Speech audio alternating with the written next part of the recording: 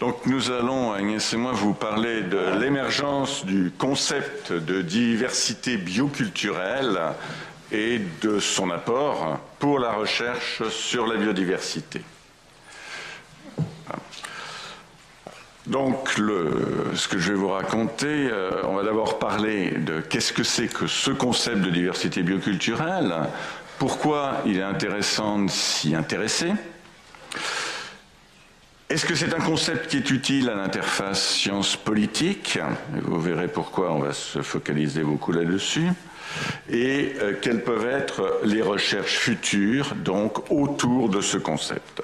Alors tout d'abord, donc qu'est-ce que c'est que le concept de diversité bioculturelle? D'où vient-il? Donc là, on peut faire un parallèle biodiversité et culturo-diversité, puisque c'est le terme qui a été employé ici, donc pour aboutir à diversité bioculturelle. C'est un terme qu'on a rencontré, nous, à l'IPBES, la fameuse plateforme intergouvernementale, scientifique et politique sur la biodiversité, que d'aucuns appellent le GIEC de la biodiversité. C'est un raccourci un peu simpliste. Et cela dans le résumé pour décideurs sur les pollinisateurs, la pollinisation et la production alimentaire qui a été publié l'an dernier et qui a fait un certain bruit. Et lors de séances de travail sur la validation de ce résumé pour décideurs, eh bien, ce terme de diversité bioculturelle est apparu. Et là, on a vu des pays dire « mais c'est quoi ce truc? Nous, on ne connaît pas et on ne veut pas l'utiliser ». Dans des pays un peu négligeables, comme les États-Unis, la Grande-Bretagne, etc. Donc, et puis d'autres, et en particulier une personne qui elle-même était lead author dans un des chapitres de l'évaluation, justement, qui a dit « mais non, c'est un concept qui est utilisé en sciences, qui est important, etc. » Voilà, donc ça nous a amené à nous intéresser pas mal à ce concept de diversité bioculturelle. Alors, ce concept est issu en fait donc de la science, de l'ethnobiologie. On peut en tracer l'origine dans le premier congrès international qui s'était tenu à Belém en 88, qui a posé les pierres fondatrices en reconnaissant dans la déclaration éponyme la nécessité de préserver simultanément la diversité biologique et la diversité culturelle, compte tenu de leurs liens inextricables. Alors ça, c'est un terme qui est important dans cette approche, c'est cette notion de lien inextricable.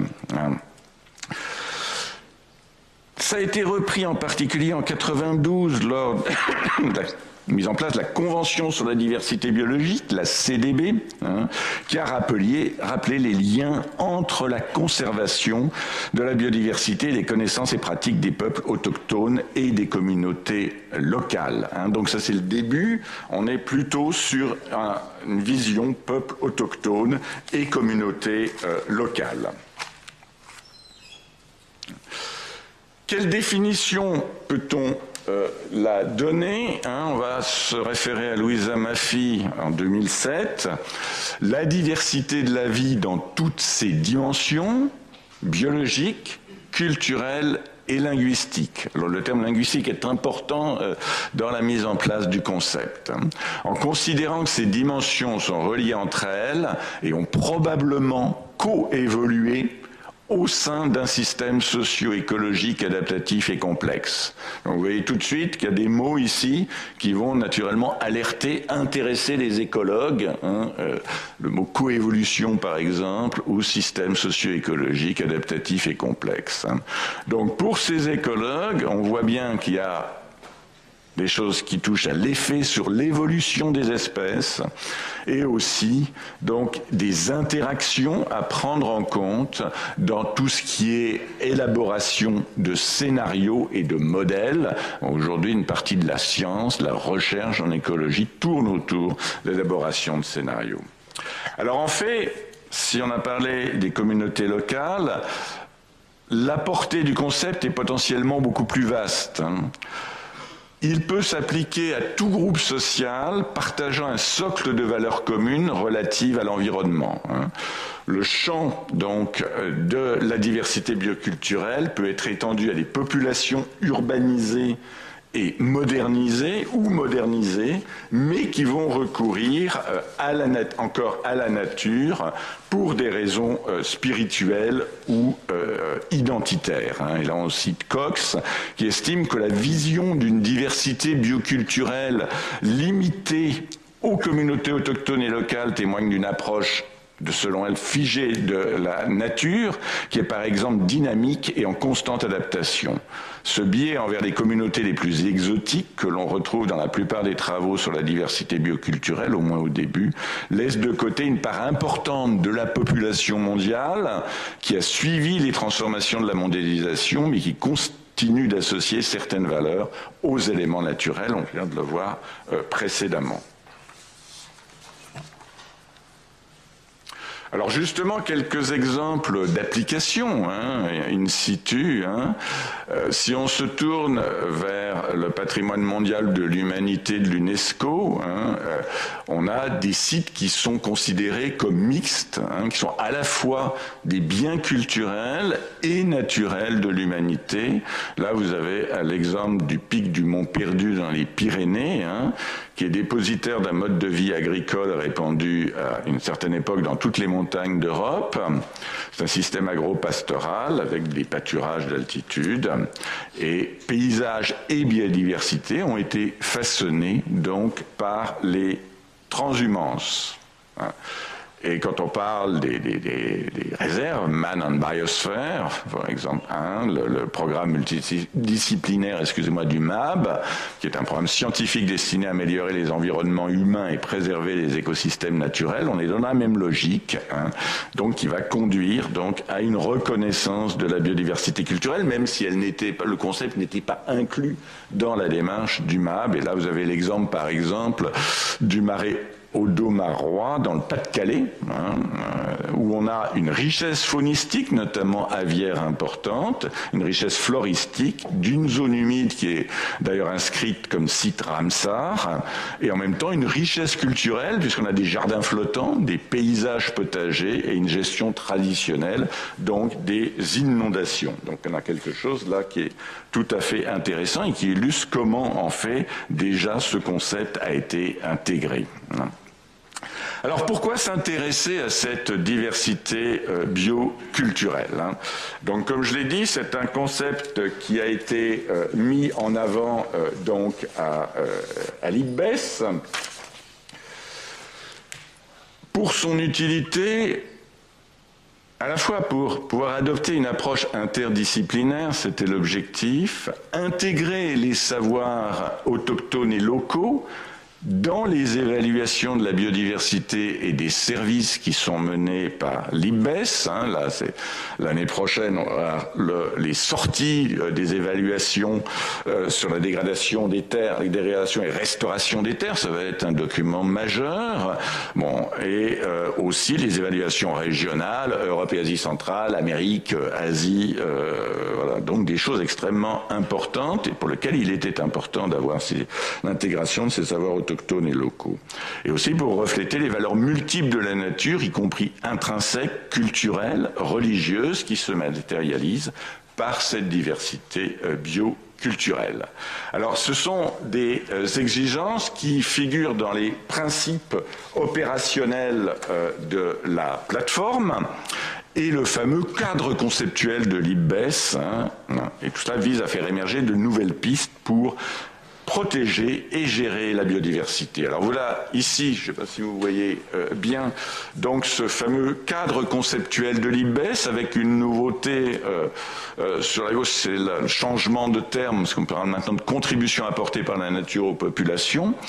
Alors ce cadre conceptuel, il a pour vocation de refléter les valeurs multiples de la nature dans toutes leurs déclinaisons des valeurs intrinsèques à l'anthropocentrique.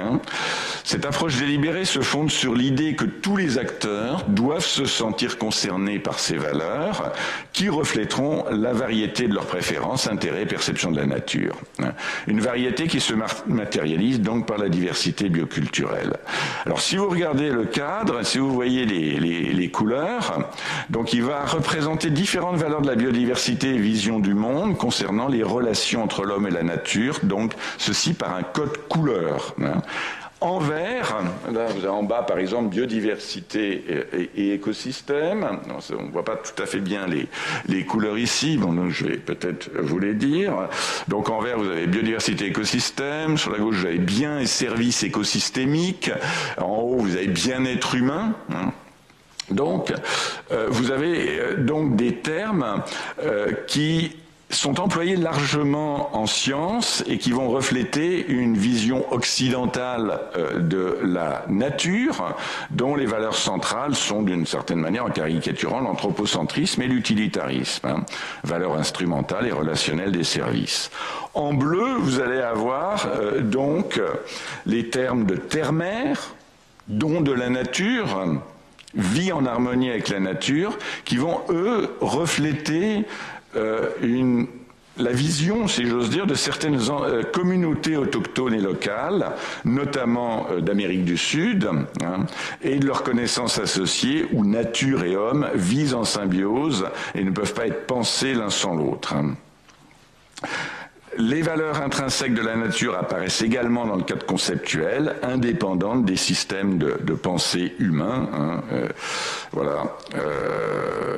L'objectif de ce cadre conceptuel étant, donc vous avez par exemple la bonne qualité de vie, nature, voilà, ou contribution apportée par la nature aux populations. Là, c'est une sorte d'approche neutre, je dirais, de ces valeurs. Les valeurs intrinsèques de la nature donc apparaissent dans le cadre conceptuel, indépendantes des systèmes de pensée humains.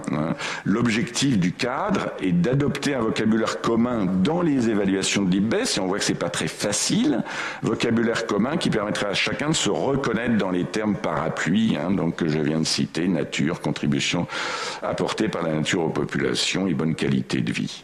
Donc ça a été quelque chose sur lequel il y a eu énormément de travaux, de réflexion pour aboutir à une forme de synthèse qui soit acceptable dans un cénacle international par toute une série donc d'acteurs politiques en particulier, puisque ce sont les pays qui sont représentés.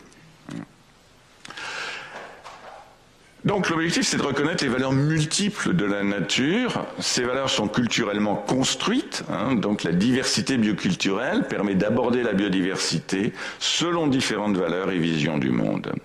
Alors bien que le concept de diversité bioculturelle reflète une utilisation de la nature par l'homme, il englobe une vision différente, moins utilitariste que le concept de service écosystémique, ou encore le concept aujourd'hui émergent de solutions fondées sur la nature.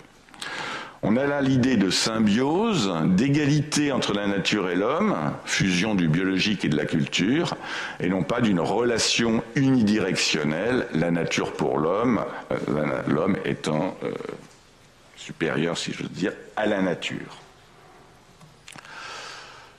Quelles sont les disciplines impliquées?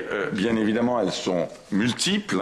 On va avoir bien sûr la linguistique, on y reviendra, c'est assez fondamental dans le concept, l'anthropologie, l'ethnobiologie, mais aussi les disciplines plus biologiques comme la taxonomie, la systématique et bien sûr l'agronomie, on va parler d'agrobiodiversité, et vous avez ici, ou encore l'organologie ou l'ethnomusicologie qui ont aussi contribué à ces approches. Et vous avez ici, par exemple, un schéma qui vous montre, c'est justement quelque chose qui a été cité dans le travail sur les pollinisateurs, qu'en l'absence de microscopes et d'autres outils, des communautés comme les Kaiwawete ont des connaissances sur les abeilles extrêmement fines, qui leur permettent d'employer 13 termes différents, donc pour désigner les différentes parties du corps des des abeilles, distinguant par exemple, bien sûr, les paires d'ailes, les différentes parties du tarse, etc. Et donc, si cette langue venait à disparaître, on assisterait de fait à la disparition éventuellement de ce type de connaissances. Alors, les méthodes d'évaluation justement des valeurs de la biodiversité qui sont souvent mises en avant pour appuyer la conservation et l'utilisation durable de la nature vont elles aussi reposer sur une approche multidisciplinaire, faisant appel à la biophysique, l'économie, la sociologie, etc.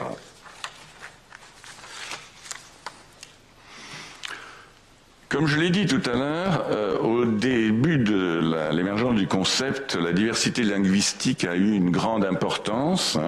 On peut rappeler ici que 70% des 6900 langues du monde vont se retrouver dans les 35 points chauds de biodiversité. Vous avez ici une carte qui est tirée de Loll et Harmon, qui à la suite de Gorin-Floh ont montré donc une intéressante superposition de la diversité linguistique et de la diversité biologique, par exemple la diversité des espèces végétales par la cartographie, et donc aboutissant à cette notion de convergence entre la diversité linguistique et les points chauds de diversité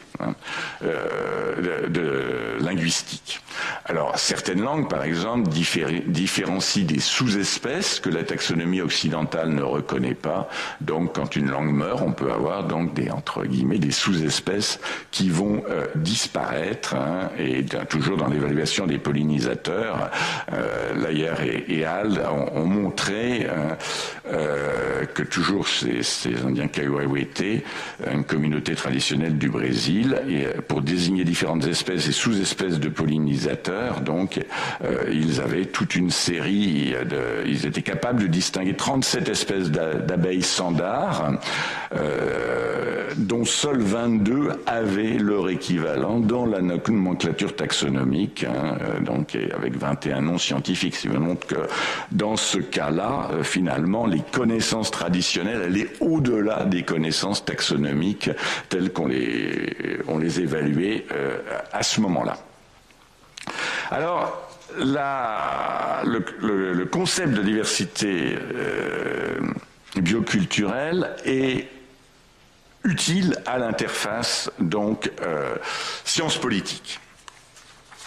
Comment est-il utile? Alors, la diversité bioculturelle va élargir donc le concept de biodiversité parce qu'elle invite à réviser, et elle va inviter à réviser les stratégies de conservation actuelles en étudiant donc des habitats clés résultant des influences homme-nature, par exemple en milieu rural, et cela peut conduire, donc, ça a été vu précédemment, à une meilleure acceptation de la conservation par les populations. Et là, en citant Agnoletti et Rotherham en 2015, qui disent que la mise en œuvre pratique des stratégies de conservation de la nature dans les territoires ruraux européens façonnés par des siècles d'influence humaine, si elle se fait sans une redéfinition des objectifs de préservation de la biodiversité qui tiennent compte des relations historiques entre les pratiques agricoles traditionnelles et les espèces animales et végétales, peut entraîner des conflits avec les populations locales, et l'inverse est vrai, bien évidemment. Le concept permet de rassembler les forces de différentes catégories d'acteurs, donc pour à la fois la préservation culturelle, patrimoniale et celle de la biodiversité. Je ne reviendrai pas sur les réactions variées des États LibBes, je vous les ai expliquées tout à l'heure. Le concept permet de donner des lettres de noblesse à des pratiques traditionnelles de gestion, de solutions durables, donc en intégrant les savoirs traditionnels, les scénarios et modèles de la biodiversité et des services écosystémiques peuvent élargir l'horizon et renforcer nos systèmes de connaissances actuelles. Donc là, je cite l'évaluation méthodologique scénario et modèle de LibBes. Alors la question peut-être de savoir si ce concept peut être une sorte de nouveau cheval de Troie justement pour la conservation. Et là, on va retrouver la notion de différence avec le cas des services écosystémiques. Ceci dit, à la différence des services qui isolent la nature de l'homme et la mettent à son service, l'équilibre entre culture et biodiversité compte tenu de leur interdépendance, qui est mis en avant dans la diversité bioculturelle, est plus favorable à la promotion de la conservation de la nature par elle-même. Donc le but est de faire évoluer les valeurs de la nature pour nos sociétés urbanisées et globalisées en vue d'une meilleure préservation, donc d'illustrer notre coévolution et notre dépendance à cette nature. Et là, je citerai 3 atouts majeurs du concept selon Eland et Hall en 2015. La diversité bioculturelle met l'accent sur les valeurs et pratiques humaines en matière de vie avec la biodiversité. Le concept permet d'aborder également l'étude des opportunités de conservation de la biodiversité qui découlent de la diversité culturelle dans les sociétés. Les manifestations de la diversité bioculturelle sont toujours en évolution tout en restant ancrées dans les contextes sociaux physiques existants. Là, on peut voir un lien aussi avec quelque chose de très français, qui est le concept de solidarité écologique, qui a été proposé par Matvey en 2010. On a les mêmes notions d'interdépendance, communauté de destin, et l'idée d'une coévolution des sociétés humaines et de la nature sur un même espace. Ça, on pourra y revenir.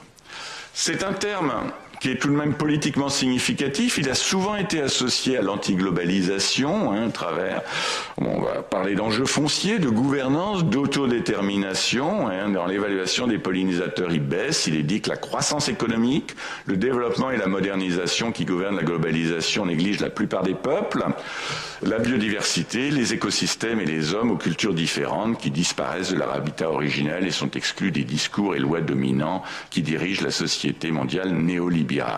Donc voilà, donc c'est la notion d'homogénéisation biotique, linguistique et culturelle qui est assez omniprésente.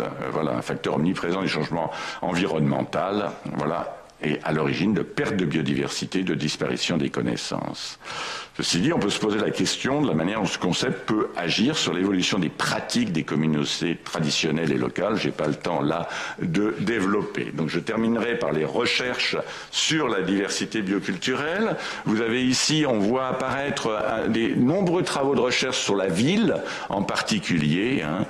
Là je cite les travaux d'Eland. La diversité bioculturelle urbaine s'articule autour de 2 niveaux spatiaux. C'est le niveau de la ville et le niveau du site. Et ces auteurs montrent que le premier niveau est le domaine des décideurs politiques qui discutent de la diversité bioculturelle dans des réseaux d'espaces verts de manière plutôt statique. Le second est le domaine où les citoyens participent à la prise de décision, à la gestion des espaces verts. C'est ici que la dynamique culturelle est la plus forte.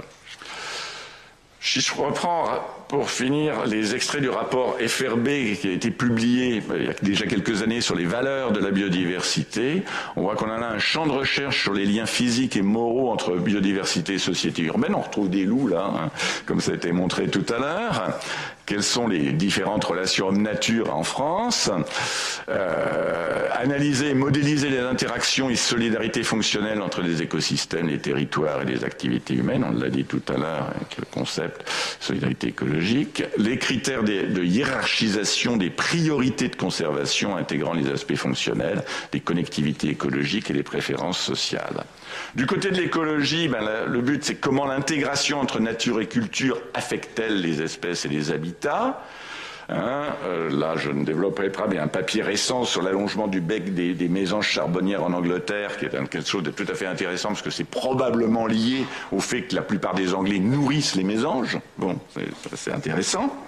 Quels nouveaux outils de gestion et de conservation de la biodiversité peut apporter l'étude de la diversité bioculturelle? Et celle-ci peut-elle être un indicateur de la capacité à s'adapter à la mondialisation? Donc une démarche transdisciplinaire est requise de bout en bout. Il faut voir que c'est un travail qui monte, un concept et un travail qui monte en puissance et en précision à l'IPBES, mené notamment par Yıldız Thomas du CNRS, qui est l'auteur principal dans l'évaluation mondiale de la biodiversité. Et c'est un enjeu de l'intégration des connaissances locales dans les évaluations régionales et mondiales. Alors en conclusion, on peut dire que les liens entre diversité biologique et diversité culturelle sont désormais bien établis par la recherche.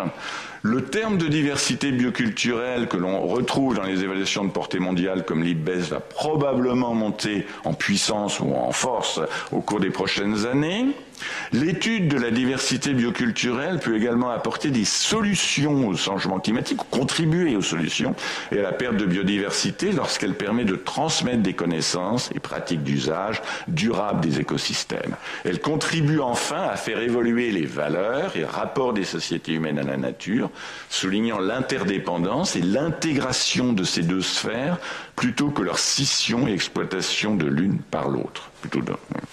C'est assez la flèche dans un seul sens en général. En France, notamment, le concept de diversité bioculturelle peut faire avancer la sensibilisation à la recherche sur la biodiversité en mettant en avant une approche plus intégrative, interactive et dynamique que celle permise par les services écosystémiques, sans toutefois, il faut être lucide, viser à remplacer cette dernière. Donc je vous remercie. Désolé là aussi d'avoir été un peu long.